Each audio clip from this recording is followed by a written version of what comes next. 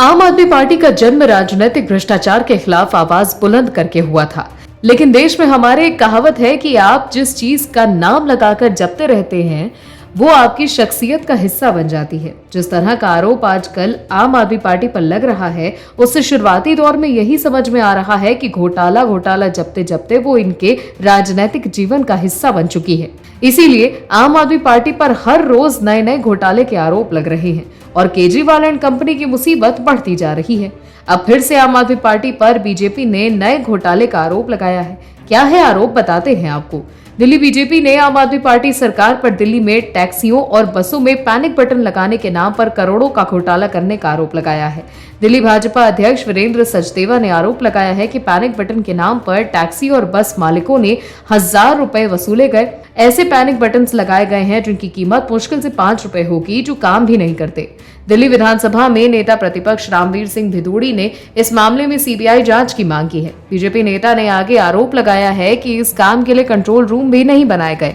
वीरेंद्र सचदेवा ने कहा कि लगभग 700-800 करोड़ रुपए का घोटाला है। उन्होंने दिल्ली महिला आयोग की अध्यक्ष स्वाति मालीवाल से सीएम केजरीवाल को नोटिस भेजने की अपील की है। कहा है कि मालीवाल सीएम केजरीवाल से पूछें कि महिलाओं की सुरक्षा के नाम पर सैकड़ों करोड़ों रुपए कहां गए। दिल्ली बीजेपी के अध्यक्ष वीरेंद्र सचदेवा के साथ एक डेलीगेशन दिल्ली के एलजी से भी मिला। उन्होंने कहा कि डेलीगेशन एलजी से इस मामले की सीबीआई जांच कराने की मांग कर रहा है। उन्होंने कहा कि जल्द ही दिल्ली बीजेपी के सभी विधायक दिल्ली के सीएम के घर के बाहर टैक्सियां लेकर जाएंगे और एक बस भी लेकर जाएंगे। सीएम से आग्रह करेंगे कि जो पैनिक बटन उन्होंने टैक्सियों में लगवाए हैं वो बटन दबाएं और दिखाएं कि बटन दबाने के बाद वो काम कर भी रहे हैं या नहीं। दिल्ली विधानसभा में प्रतिपक्ष के नेता रामवीर सिंह भिदोड़ी ने सरकारी डाटा पेश करते हुए कहा कि दिल्ली में 1,12,000 टैक्सीज और 10,000 बस हैं।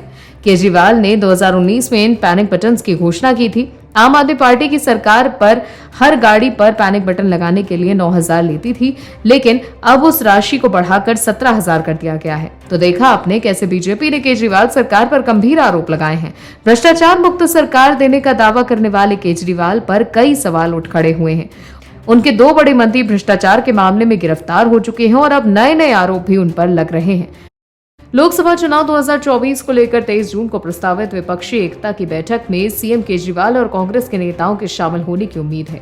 विपक्ष चाहता है कि 2024 लोकसभा चुनाव से पहले एक ऐसी रणनीति तैयार कर ली जाए कि प्रधानमंत्री मोदी की मजबूत राजनीतिक छवि और सुशासन के मुद्दे को चुनौती दी जा सके। लेकिन विपक्ष के पीएम मोदी से तब लड़ सकता है जब वो पहले खुद एक हो, जो कि वर्तमान समय में होता तो नहीं दिख रहा। विपक्षी दल एकता तो चाहता है, पर बिना किसी त्याग और आपसी समर्पण के।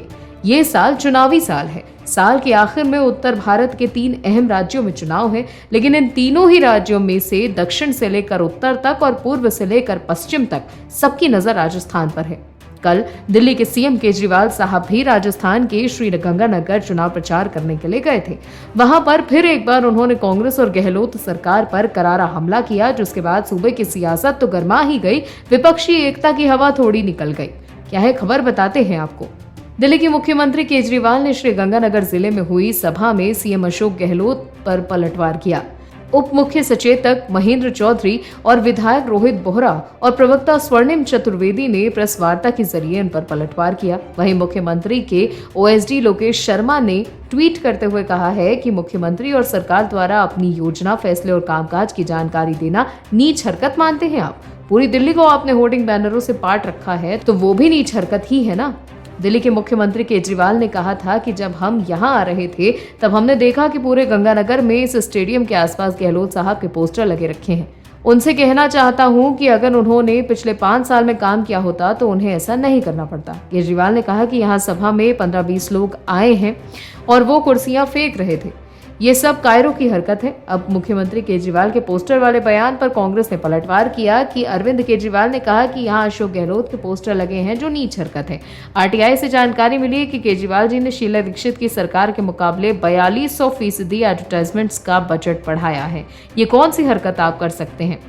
केजरीवाल जी जो दिल्ली में एक नाला बनने पर भी अपना चेहरा लगाकर विज्ञापन देते हैं। इतना ही नहीं, महेंद्र चौधरी ने कहा कि केजरीवाल जी कह रहे थे कि दिल्ली में कोई पेपर लीक नहीं होते, पर ये वो बताना भूल गए कि दिल्ली में सरकारी नौकरी ही नहीं दी जाती। तो देखा आपने कैसे विपक्षी एकता को लेकर होने वाली बैठक से पहले विपक्षी दल एक दूसरे की ही पोल खोल रहे हैं।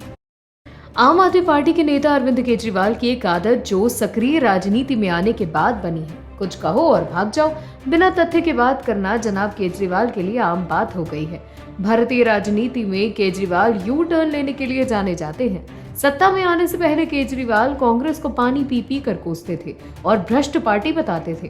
केजरीवाल के पास तब कांग्रेस के नेताओं के खिलाफ भ्रष्टाचार का लंबा लिस्ट हुआ करता था, लेकिन सत्ता में आते ही केजरीवाल का लिस्ट गायब हो गया। कहां पता नहीं। इतना ही नहीं, खुद की पार्टी भ्रष्टाचार के मामलों में फंसी तो कांग्रेस से हाथ मिलाने के लिए बेचैन हो गए साहब।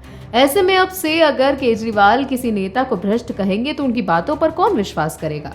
लोग तो यही कहेंगे ना कि कांग्रेस तो आपके लिए सबसे भ्रष्ट पार्टी थी, लेकिन अब कैसे पाक साफ हो गई। वहीं ऐसा ही एक बार फिर हुआ। दरअसल आम आदमी पार्टी और बीजेपी के बीच दिल्ली की लड़ाई अब पंजाब भी पहुंच गई। केंद्रीय गृह मंत्री अमित शाह ने पंजाबी दौरे के दौरान केजरीवाल की पार्टी पर जमकर निशाना साधा। केंद्रीय गृह मंत्री अमित शाह ने पंजाब के बढ़ते नशे के कारोबार पर केजरीवाल साहब की चुटकी ली, जिसके बाद सीएम केजरीवाल बौखला गए। वैसे देश में पुरानी कहावत भी है कि सच हमेशा से कड़वा होता है। दरअसल गृह मंत्री अमित शाह ने गुरदासपुर में एक रैली को संबोधित करते हुए आम आदमी पार्टी सरकार पर जमकर हमला बोला। अमित शाह ने कहा है कि मोदी सरकार देश को नशे से मुक्ति दिलाने और पंजाब के अंदर से नशे के कारोबार को उखाड़ फेंकने की दिशा में काम कर रही है। नशे के विरुद्ध लड़ाई लड़ने के लिए अमृतसर में 1 महीने के अंदर एनसीबी का कार्यालय खुलेगा और कुछ ही समय में बीजेपी के कार्यकर्ता हर गांव में जाकर नशे के खिलाफ जन जागरण की यात्रा भी शुरू करेंगे।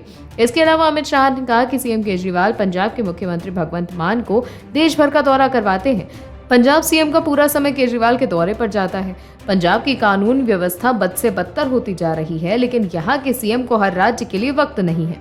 आज तक एक भी महिला के खाते में 1000 रुपए भी नहीं आए हैं, लेकिन विज्ञापन पूरे देश के अखबारों में दिया जाता है। उन्होंने कहा कि भगवंत मान के पास अरविंद केजरीवाल के लिए वक्त है, लेकिन पंजाब का एक भी काम करने के लिए उनके पास वक्त नहीं है। कभी कभी मैं समझ ही नहीं पाता कि भगवंत मान सीएम है या पायलट। वहीं केजरीवाल के ऐलान के बाद उन्होंने कहा कि आम आदमी पार्टी अमृतसर में एनसीबी का दफ्तर खोल रहे हैं या बीजेपी का, फिर एनसीबी गांव-गांव में बीजेपी कार्यकर्ताओं के जरिए कैसे काम कर सकती है? इसका मतलब आपको पंजाब के नशे से कोई लेना देना नहीं। एनसीबी को इस्तेमाल करके बीजेपी का प्रचार करना है। वैसे नशा तो आपकी और अकाली दल की सरकार के दौरान ही फैला था साहब। बीजेपी अपनी राजनीतिक बिसात ऐसी बिछाती है कि सभी विपक्षी दल मजबूर हो जाती है कि सभी दल उसकी पिच पर खेले। यूसीसी से लेकर राम मंदिर, ये सभी ऐसे मुद्दे हैं जिसके इर्द गिर्द ही सभी पार्टियां रहने वाली हैं। विपक्षी एकता के लिए सभी दल प्रयासरत हैं, लेकिन बीजेपी भी काफी आगे है। भीतर खाने ही बीजेपी ने एक ऐसी रणनीति तैयार कर ली है कि विपक्ष भी सन्न रह गया है कि ये क्या हुआ, कैसे हुआ और कब हुआ। क्या है खबर बताते हैं आपको इस रिपोर्ट में, बने रहिए हमारे साथ अंत तक। दरअसल कांग्रेस, आप, टीएमसी, जेडीयू और आरजेडी समेत करीब 20 विपक्षी दलों के नेता 23 जून को पटना में एक मंच पर आने वाले हैं। ये पार्टियां 2024 के लोकसभा चुनाव में बीजेपी से संयुक्त रूप से लड़ने के लिए आम सहमति बनाने में लगी है। हालांकि इन विपक्षी नेताओं के बीच भी एक दूसरे को लेकर बहस चल रही है। दूसरी ओर 23 जून को ही पीएम नरेंद्र मोदी वाशिंगटन में भारतीय अमेरिकियों की एक सभा को संबोधित करने वाले हैं। इसका मतलब ये नहीं है कि बीजेपी की हाल के दिनों में शायद सबसे बड़े मोदी विरोधी एकजुटता पर नजर नहीं है। बीजेपी भी इसके संभावित प्रभावों की अनदेखी नहीं कर रही है। विपक्षी दलों के एकजुट होने की कोशिशों के बीच बीजेपी आलाकमान भी अपने प्लान पर काम कर रहा है। एक तरफ जहां विपक्ष एकता के लिए छटपटा रहा है, तो वहीं एनडीए के बीच भी सुगबुगाहट तेज है। बीजेपी शासित राज्यों के मुख्यमंत्रियों और उप मुख्यमंत्रियों के साथ हाल ही में एक अहम बैठक हुई थी। इस दौरान पीएम मोदी के निर्देशों के पालन पर जोर दिया गया। ऐसे में अब बीजेपी के प्रयासों के नतीजे भी दिखने लगे हैं। चंद्रबाबू नायडू के नेतृत्व वाली टीडीपी आंध्र प्रदेश के विशेष राज्य का दर्जा देने से केंद्र के इनकार पर 2018 में एनडीए से बाहर हो गई थी। वो अब बीजेपी के नेतृत्व वाले गठबंधन में लौटने की योजना बना रही है। चंद्रबाबू नायडू अब पीएम पद के आकांक्षी नहीं रहे। रिपोर्ट के मुताबिक नायडू ने तेलंगाना और राष्ट्रीय चुनाव से पहले दिल्ली में बीजेपी अध्यक्ष जेपी नड्डा और केंद्रीय गृह मंत्री अमित शाह से मुलाकात की थी। बताया जा रहा है कि इस दौरान गठबंधन को लेकर चर्चा हुई। वहीं खबर के मुताबिक अकाली दल भी बीजेपी के साथ फिर से आने के लिए तैयार है। वहीं बिहार में जीतन राम मांझी महागठबंधन से अलग हो गए हैं और अब वो एनडीए में शामिल हो सकते हैं।